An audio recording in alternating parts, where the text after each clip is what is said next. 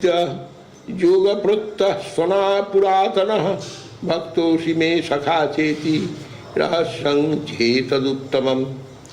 अर्जुन उवाच अपरं भवतु जन्म परं जन्म विवस्वतः कथमेतद् विजानीयां त्वमादौ प्रोक्तवान् इति।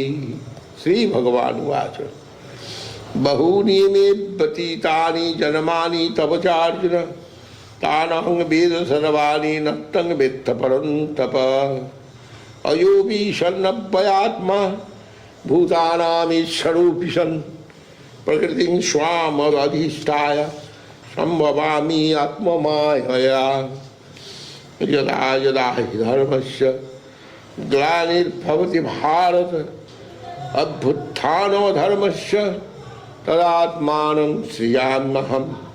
परित्राणाय साधूनां विनाशाय च दुष्कृतां धर्म संस्थापनार्थाय संभवामि युगे युगे। जन्म कर्म च मे दिव्यम् एवं जो वेत्ति तत्ततः तत्तादेहं पुनर्जन्म नैति मामेति सोऽर्जुन। वीतराग भय क्रोधा मन्मया मामुपाश्रिताः बहवो ज्ञान तपसा पूता मद्भावमागताः। ये यथा मां प्रपद्यन्ते तांस्तथैव भजाम्यहम्। मम वर्त्मानुवर्तन्ते मनुष्या पार्थ सर्वथा काङ्क्षन्तः कर्मणां सिद्धिं यजन्त इह देवताः।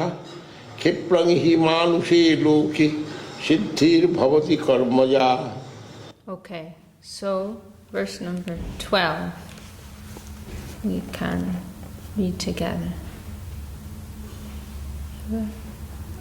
412, 412, page 74.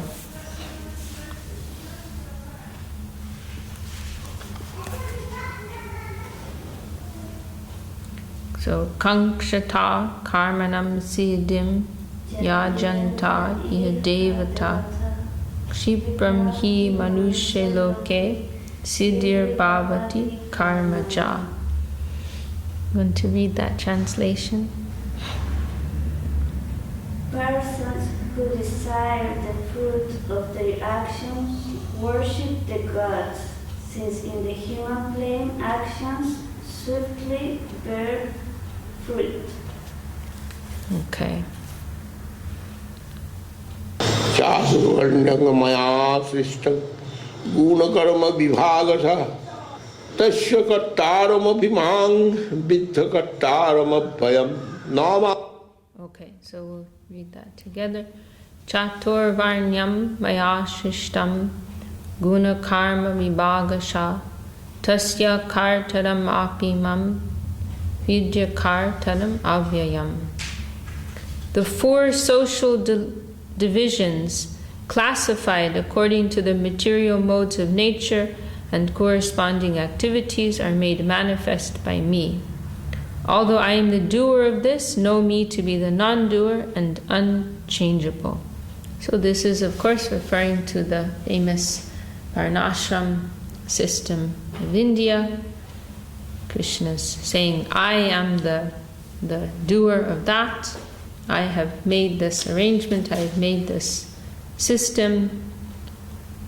And in this famous verse which Maharaj discussed last week, Ye yatamam padyante tamstataiva bhajamaham mama vartmana vartante manusha parthasara. Krishna is saying, actually, whether they know it or not, whether it's directly or indirectly, all persons, they are following my path. Actually, every path that is found in this world, of whatever nature it is, its origin, its source is in the Lord.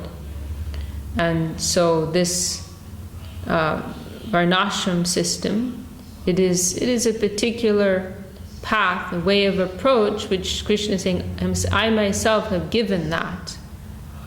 It is not directly connected with the Lord's interest. It is not directly connected with the Lord's personal interest or with the practice of devotion which is most satisfying to him, but it is like an indirect method by which all persons can be accommodated in some way or another on this like step ladder of truth that will gradually take one to the highest conception. So the idea of this whole varnashram system is that, according to one's nature, they will have some particular duty in society. They will be situated in some particular duty in society.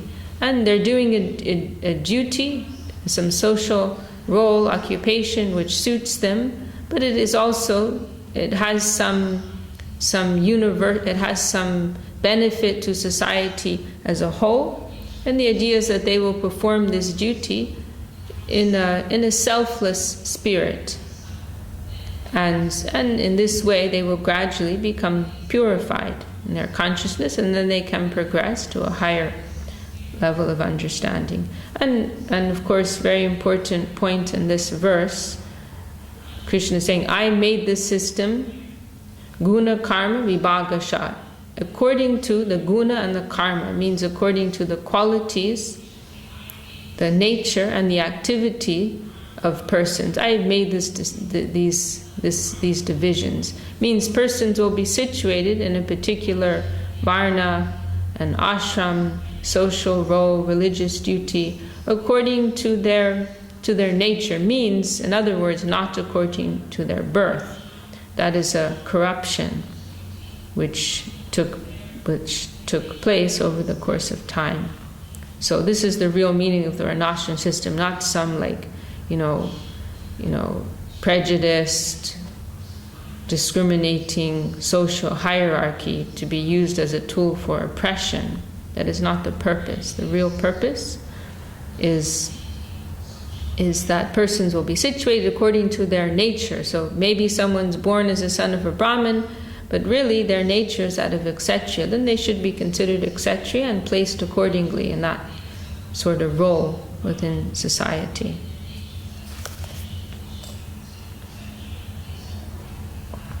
Okay, so we can continue to the next verse. Karmani lipanti nami karma phales priha iti mang jo bhijanati karma bhirina sabadhate. Namam karmani limpanti name karma phales priha iti mam yo bijanati karmarbir nasabhadyate. I am never implicated by action, nor do I desire the results of action. One who knows me thus, as the Supreme Lord, transcendental to worldly action, is never bound by action. So, even though the Lord, He has made all of these arrangements within this world, He Himself is not implicated by them, and He is fully detached from the results of these activities.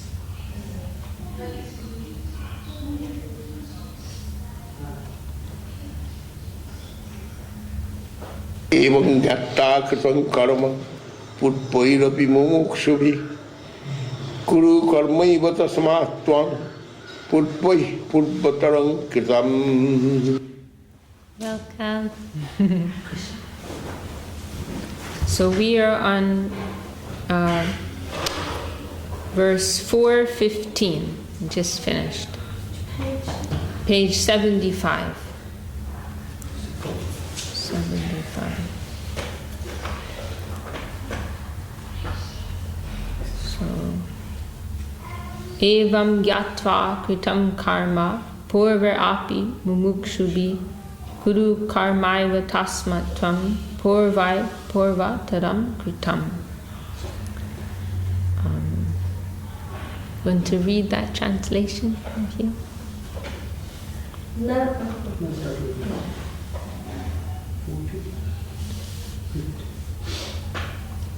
Knowing this basic principle, seekers of liberation in previous times renounced all fruitive work and performed their duties as a less offering to me.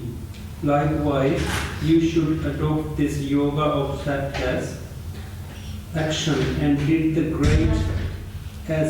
great saintly persons of yore. Okay. King karma king akarmeti kavayo patra mohita tatte karma pravakshami yajgatva makshari shubhat. Okay. Kim karmeti kavayo pyatra mohita tatte karma pravakshami yajgatva mokshase shubhat. What is action? What is inaction? Even the learned have difficulty understanding this. Hence, I shall enlighten you in this matter, knowing which you will be liberated from inauspiciousness. That's an error there. Yeah, knowing which you will be liberated Yes. from inauspiciousness. The same thing. Okay. Karmano chapi buddhabam buddhabam cha vikarmana akarmanas cha buddhabam gahana karmano gati. Karmano hyapi bodhavyam cha vikarmana akarmanas cha bodhavyam gahana karmano gati. I'm sorry we don't have our screen. We spent a long time trying to set it up, but it didn't like our computers. Ramananda's away, so. Okay. So the true nature of action is difficult to comprehend. One should understand prescribed action, prohibited action, and inaction.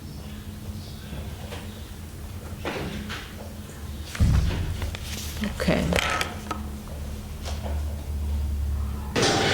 Karmanya karmaya pasyed akarmani chakarmaya sa buddhiman manusyeshu sa yukta krishna karma yes.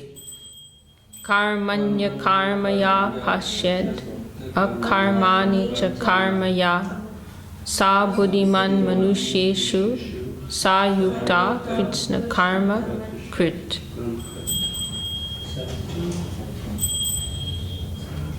It's 18, right? Yeah, 18.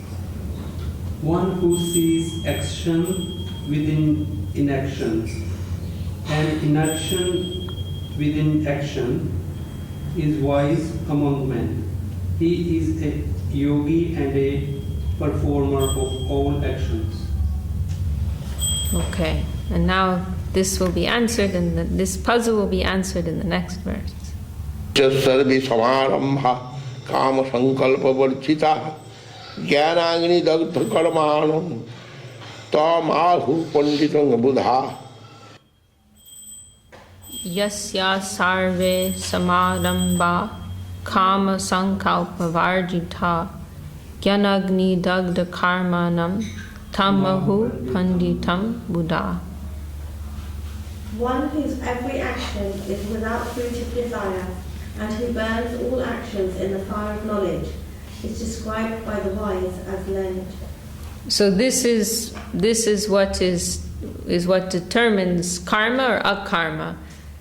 And here karma meaning reactionary action, action that is entangling one, action that produces reaction. That is the consciousness with which it is performed. That desire, that involvement of our personal interest, that is what is producing karma or reactions. So in this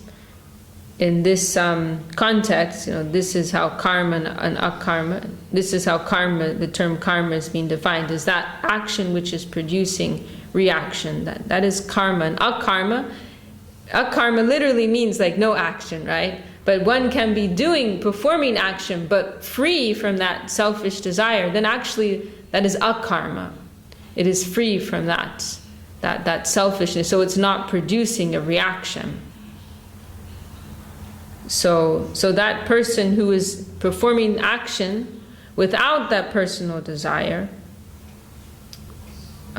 whose all actions are burned in the fire of knowledge, they are described by the wise as learned. Can you explain that? I read that before as well at home. But, I was not understanding fully, like to burn all actions in the fire of knowledge. So how we can burn all our actions in the fire of knowledge? Well, as I understand, what's meant here is that. Did you already cover these verses last week? No. Okay, you were just going ahead. Okay. Of course, you've read Bhagavad-gita many times since you were this high, I'm sure. As I understand, burns all actions means like any consequence, the reactions to our actions. We will not become entangled with reactions. If we are, maybe if I just give an example, that would be easier. Okay, let's say there's some man who's about to do some very terrible thing, and you work.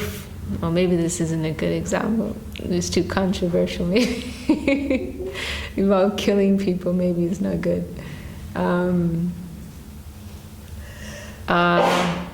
Okay, well, anyway, it's all I can think of right now. You know somebody's about to do some very evil thing. Yeah. And you're instructed by your authorities, whoever they may be, that you have to kill this person. Or maybe they're going to like destroy the world. You know, they're going to start nuclear war and they're going to kill millions of people or something. So you work for some government and you're told you got to kill this person, otherwise they're going to kill millions of people. So if you go to do that with this sense of duty, like you're not doing it out of some personal vendetta, or some personal gain, you're just doing it in the consciousness, this like higher consciousness, this is my duty, right? This is my duty to society, this is what is coming before me, I have to perform this. I'm doing it like in a detached spirit. It's not for my personal gain. I'm just doing this out of a sense of duty. So that's a type of spiritual knowledge, just acting according to duty. Then normally, if you kill someone, you're going to get a reaction for that, right? You're going to get some karma for that you'll have to face in the future. But whatever reactions you could have gotten, you won't get them. They'll be burned up because of the consciousness, that knowledge with which you're performing it. Whereas another person, they may go and kill somebody. Maybe it could even be the same person they want to kill, but they're not doing it with this sense of duty. They're doing it out of some personal grudge or vendetta or some personal gain. Then that is going to produce a reaction for them. So, this is to such an extreme that at the end of Bhagavad-gita, we're told that if one is acting free from their ahankar, free from their false ego, they can even kill the whole world. And if it is that they're doing it sincerely out of duty, without any personal involvement of their personal ego, they won't be tainted by any reaction. To that extreme, we are told.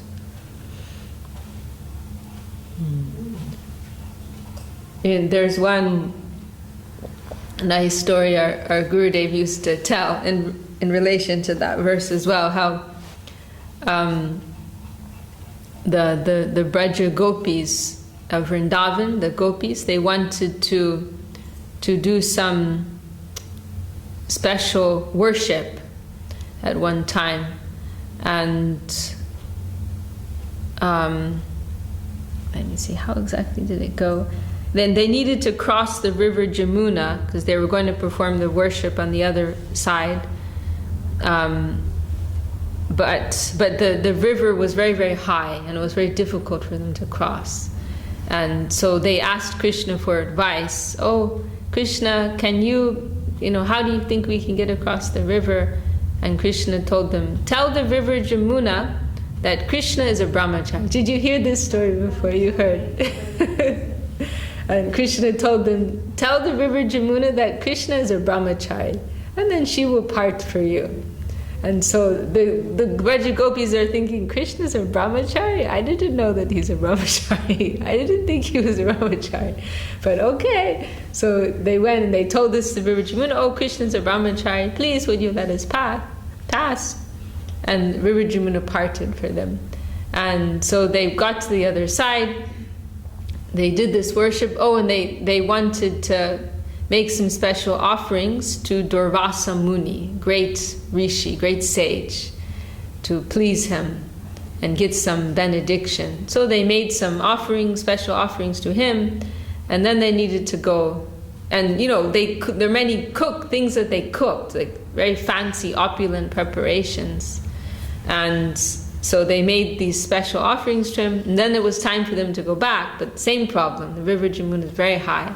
So they asked the sage Durvasa, oh, please, can you advise us, help us, how can we get across? And Durvasa Muni said, oh, well, how did you get here? And they told, oh, well, Krishna told us to say that he's a brahmachari. And then the Jamuna parted. And then Durvasa Muni said, okay, you tell the river Jamuna that today Durvasa is fasting. Durvasa is doing upapas. He's not taking any food. He's fasting today. And the gopis are like, what? What are you talking about? We just gave you all these things. We saw you eat all these things. And now you're saying you're fasting? Okay. And so they went, they told this to River Jamuna, and she parted. And so the teaching is that, okay, Krishna is famous for having so many girlfriends, but it's not that he's doing it with the spirit of personal enjoyment or I mean, he is, but constitutionally he is the enjoyer, and it's not that there's this exploitation of this world. It's not tainted with that mundane selfishness. He's actually detached. One of the 6 qualities of Bhagavan is vairagya, renunciation.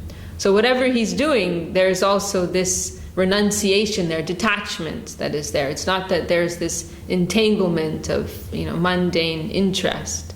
And then in the case of Durvasa Muni, he's receiving these offerings, but it's not that he's taking for his personal enjoyment. He is accepting this like in a spirit of duty, and he's offering that up. It's not that he's personally engaging in the spirit of selfish enjoyment. So the idea is that it's all about the consciousness behind what you're doing. And if you're doing it in a higher consciousness with higher knowledge, you will not have to face any consequences, any reactions for that activity. So, does that make sense? Is that more clear? Yes? Okay. So nothing is about the activity. That's very remote, actually. It's all about the consciousness with which it is being performed. That is what counts. And nowadays in this world, it's like the opposite. It's all about what show, what cover you're making, not what's going on inside. Sometimes, like that, some people come across as they seem to be doing so much and seem to be so nice, and somebody else maybe seem to be not so nice or not so giving, but perhaps the person who seems to be doing less, actually they're doing what they're doing without any intention to themselves, but as a duty. Yes. Like perhaps example maybe of 2 children, and one child may be going a lot to do the parents' things and saying, I'll do this, I'll do this. But maybe their intention is something else in their mind that they want to be favoured or something like that. And another child maybe doesn't seem to be doing so much. But whatever they're doing as a duty rather than as to get some recognition. Maybe? Yes, absolutely. Yes, absolutely. Yes, exactly. So we want to try and tune into that more subtle plane of life. And we ourselves want to try to act according to more subtle principles.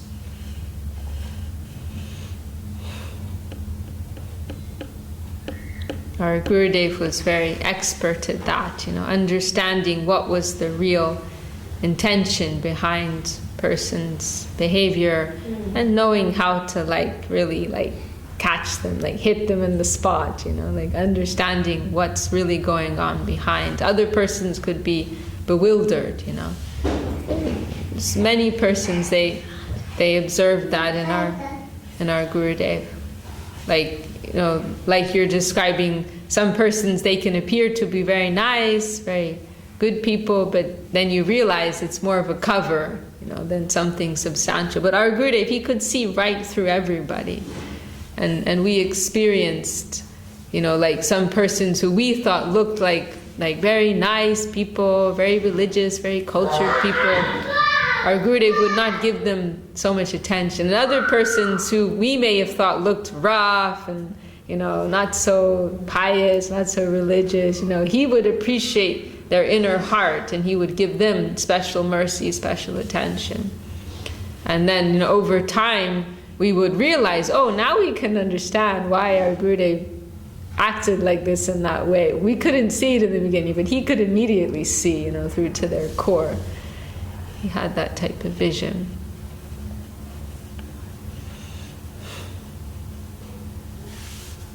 Okay, well, we continue.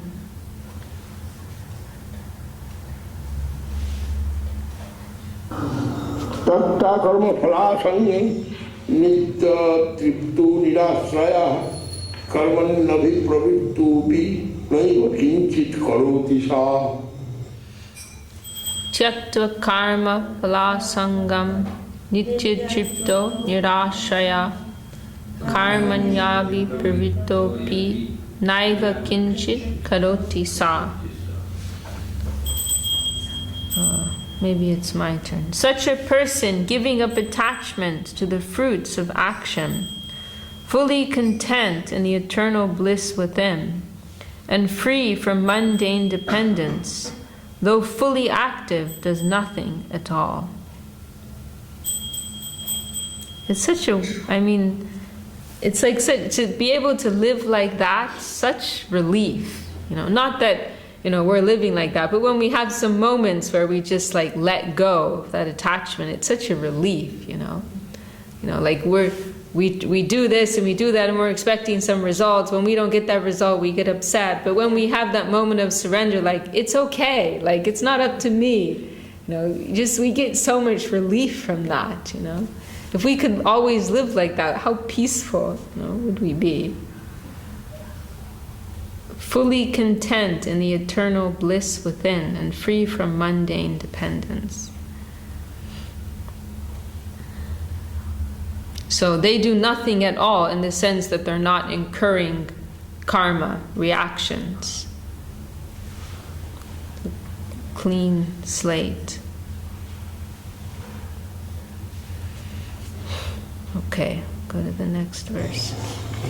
Nirashiryata chittatma tatta sarva parigraha shariram kevalam karma kurban apnot kilmisham.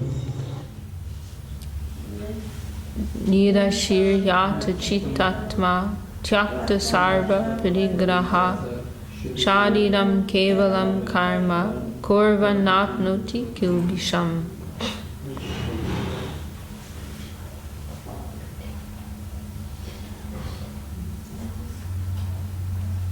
Radharani, do you have the book there?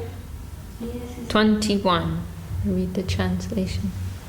Desireless, controlling mind and body by the intelligence and renouncing all possessiveness and acquisition, no sinful or pious reaction is incurred by such a person who may act to acquire mundane objects merely for his bodily sustenance. So, sustenance. Sustenance. Yeah, sustenance. Do you know what that means? Means, okay.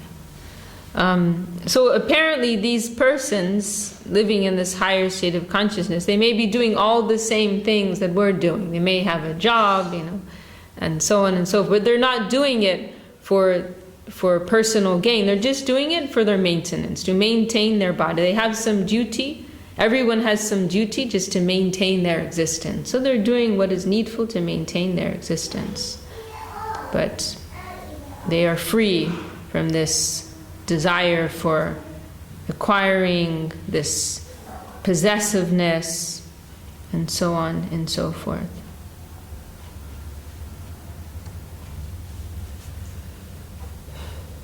Jagrichālābhasantuṣṭu dandatīto vimatsarah samasiddhā vāsiddhau ca kritāpi na nibaddhate.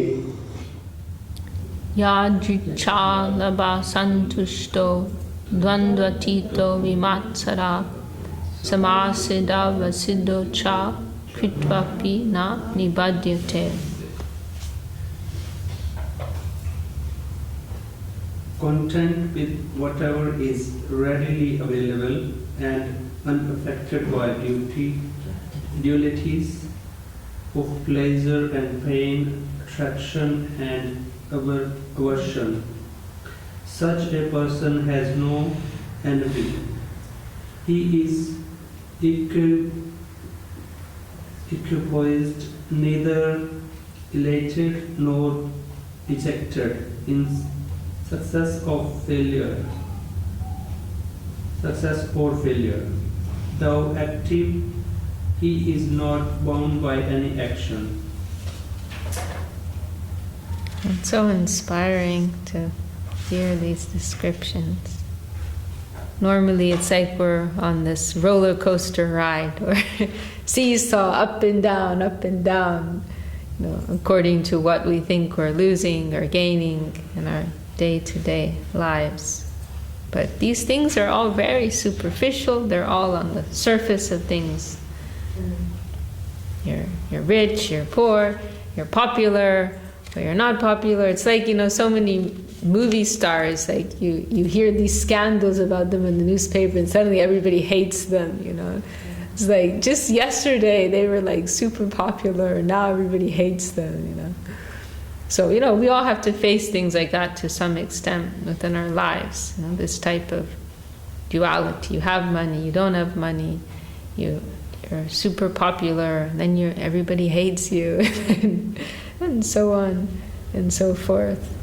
But with higher vision, we understand these are all very superficial things. They are separate from the inner culture of the soul. So we must become detached. In one of our books, Loving Search for the Lost Servant, Srila Sridhar Maharaj says we should see these things in the spirit of a player, like it's a game, like you win some, you lose some, like it's a game, and not to become too absorbed and we're in the game, but also we're trying to keep some vision of a spectator at the same time, not just to get madly lost in all the plot twists, but we have some broader vision and perspective of the whole thing from some distance at the same time.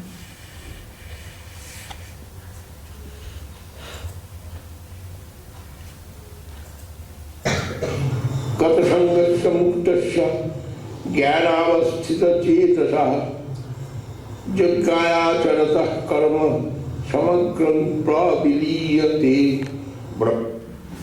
Gata sangasya muktasya jnanavasthita cetasa yajnaya charatah karma samagram praviliyate.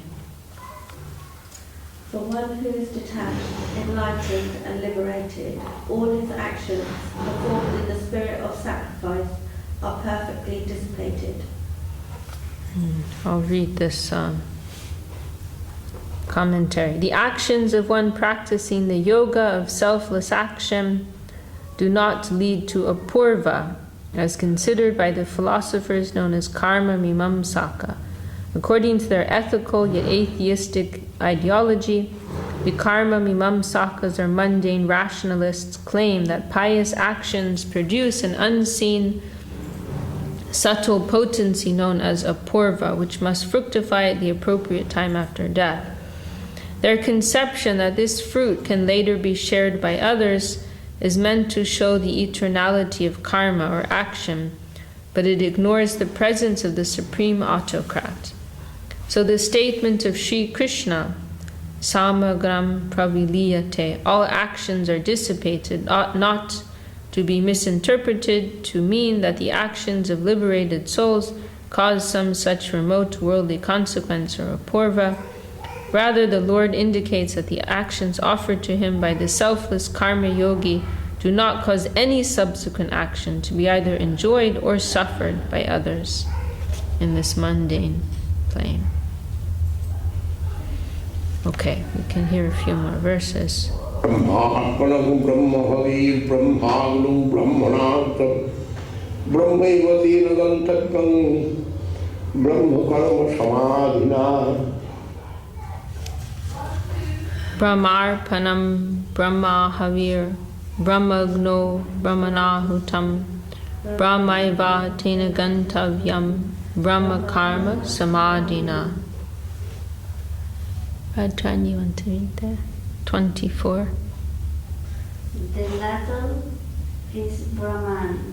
The oblation is Brahman, offered by Brahman into the fire of Brahman. One whose consciousness is fully absorbed in Brahman action certainly attains to Brahman, the Absolute. So this is, persons who are situated in this state of Brahma Gyan, or this state of seeing consciousness behind everything. They're not seeing the mundane covering, the duality of this world, but they're seeing the spirit, the existence of spirit, consciousness, Atma behind everything. Like we hear Srila Vyasadeva, you know Srila Vyasadeva. He was the person who, Krishna Dvaipayan Veda Vyas, he was the sage who compiled and organized the research of so many different rishis and presented it in, Vyasadeva. Yeah, you know Vyasa. Rishi Vyas. Yeah, Rishi Vyas, yeah, you know him. So he organized everything. And so his son was Shukadev, right? And so Shukadev, we're told he was born fully grown, 16 years old. And he was perfectly situated in this Brahma Gyan. And just seeing the existence of spirit behind everything. And to such an extent that as soon as he was born, he just ran out the house, had zero attachment to his mother and father, and just went naked everywhere. And he went to live in the forest, to engage in meditation. And it's described how when it was so obvious to everyone who saw him, where his he wasn't living here, that even when he passed by some naked young ladies who were bathing in a river, they didn't feel any shyness, because they could see his eyes were not distinguishing between male, female. He was just seeing consciousness behind everything. But then his father was trying to find him, was coming behind him. And so when Shukadev went past these ladies, they didn't mind. But when Vyasadeva came, then they felt shy, because they could see he's a worldly he has some worldly vision. But Shukadev, he was fully on this platform of spiritual consciousness. So this is being described here. Okay, well, maybe one or two more verses.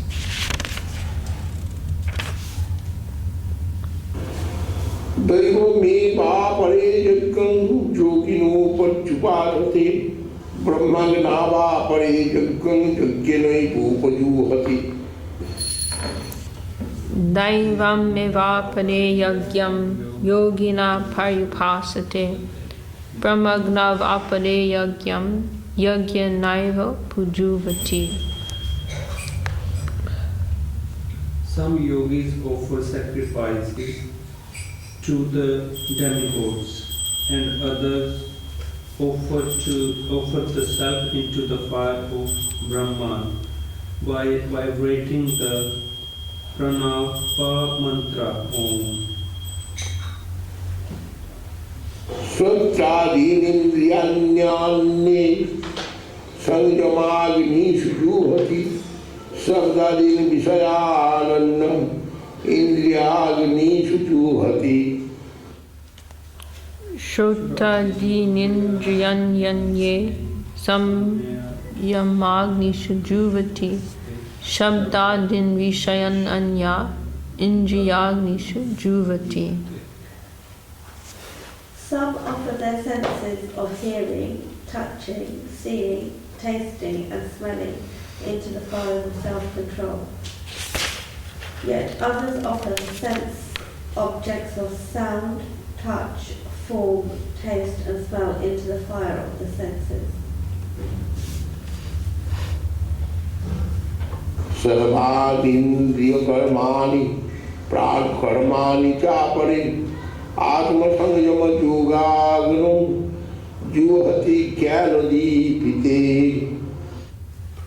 Sarvanindriya karmani prana karmani chapare atma samyamas yogagno juvati jnanadipite. Prabhu, you want to read? 27. Oh, 80. Page 80. Or Chenta, right? Chenta. Verse 27.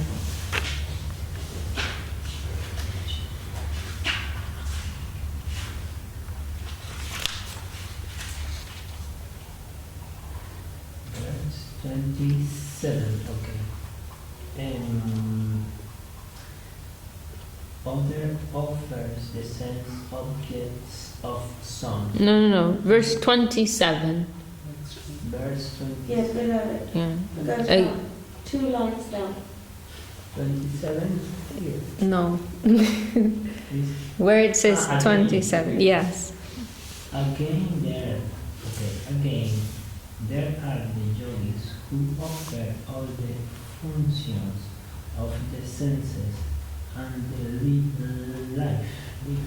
life forces into the yogic fire of self-purification ignited by knowledge.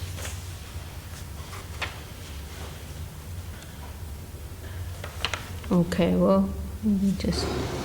Drupajagkas tapujagkas yogajagkas tathapari saddhaya jnanajagkascha jataya sansita prasad. Dravya yagyastapo yagya yoga yagyastatapade swajaya jnana yagyascha yataya samshita vrta. Sincere in their practices and faithful to their vows, some persons sacrifice their possessions, some undergo strict penances as a sacrifice, some practice the eightfold mystic yoga as a sacrifice, and yet others perform knowledge sacrifice by singing and introspectively studying the Vedas.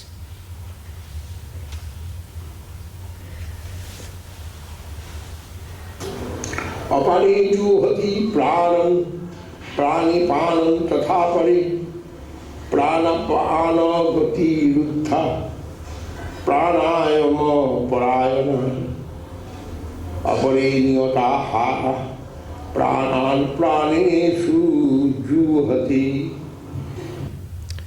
Pranapana gati ruddva pranayama parayana. We left Oh, sorry. Wait, hang on. Oh, there's 3 lines in this verse. That's why I'm getting mixed up. Did Gurudev go to Juvati, the last word? Yeah. Okay, so it's... Okay, sorry. Apane juvati pranam, prane panam tatapade, pranapana gati rudva, pranayama pradayana, apade niyatahada, pranam praneshu juvati.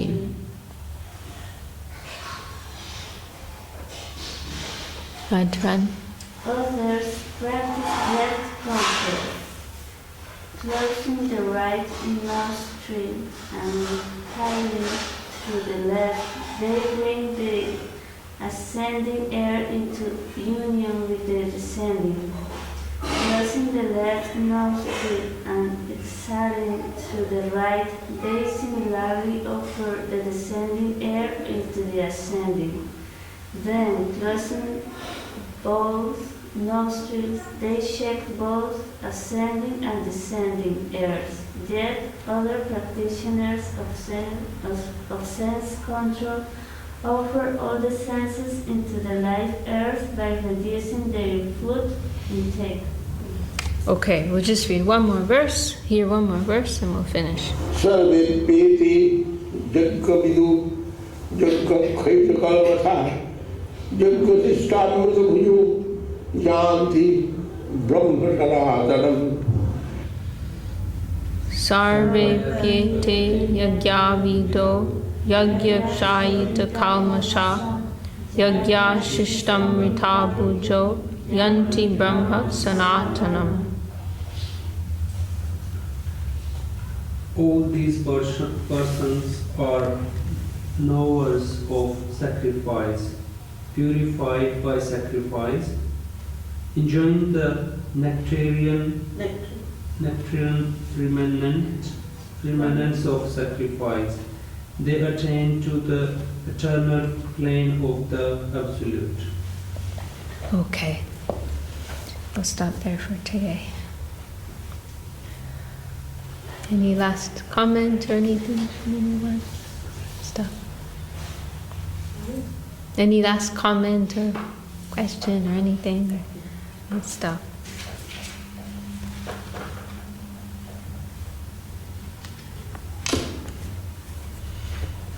Okay, well, we'll continue next week. We'll continue with verse 31.